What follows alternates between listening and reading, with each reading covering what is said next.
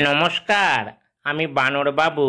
আর আপনারা দেখছেন বানর নিউজ। আজকের বিশেষ প্রতিবেদন হলো পশ্চিমবঙ্গে কেন্দ্রীয় গ্রামীণ কর্মসংস্থান প্রকল্প অর্থাৎ এমজিএনআরইজিএ নিয়ে আদালত আর কেন্দ্রের মধ্যে তৈরি হওয়া বড় রাজনৈতিক টানাপোড়েন। এমজিএনআরইজিএ দেশের গরিব গ্রামীণ মানুষদের জন্য জীবনরেখা। বছরে 100 দিনের কাজের নিশ্চয়তা দেয় এই প্রকল্প। কিন্তু পশ্চিমবঙ্গে দুর্নীতি ও অনিয়মের অভিযোগ তুলে প্রায় 2 বছর আগে কেন্দ্র রাজ্যের তহবিল আটকে দেয়। এতে কোটি কোটি শ্রমিক বিপাকে পড়ে।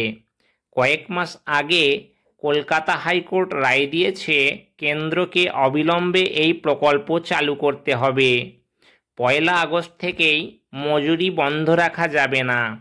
আদালতের মতে মানুষের সাংবিধানিক অধিকার কেড়ে নেওয়া যায় না।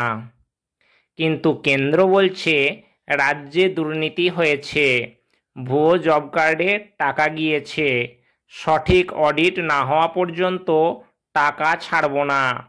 তাই কেন্দ্র এই রায়ের বিরুদ্ধে সুপ্রিম কোর্টে আপিল করেছে। অর্থাৎ এখন শেষ কথা বলবে দেশের সর্বোচ্চ আদালত। এখন রাজনৈতিক প্রতিক্রিয়া কি আসছে? রাজ্যে তৃণমূল অভিযোগ তুলছে বিজেপি গরিব মানুষের কাজ বন্ধ করে দিয়ে রাজনৈতিক প্রতিশোধ নিচ্ছে। অন্যদিকে বিজেপি দাবি করছে তৃণমূলের দুর্নীতির জন্যই শ্রমিকরা বঞ্চিত।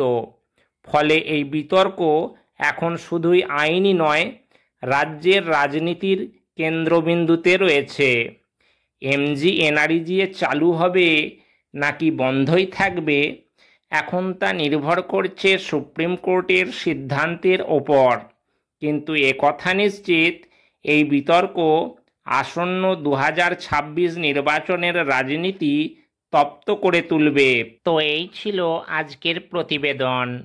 আজ এই পর্যন্তই। দেখা হচ্ছে পরের প্রতিবেদনে নতুন কোনো গরম খবর নিয়ে। ততক্ষণের জন্য আমি আসি। Tata, bye bye.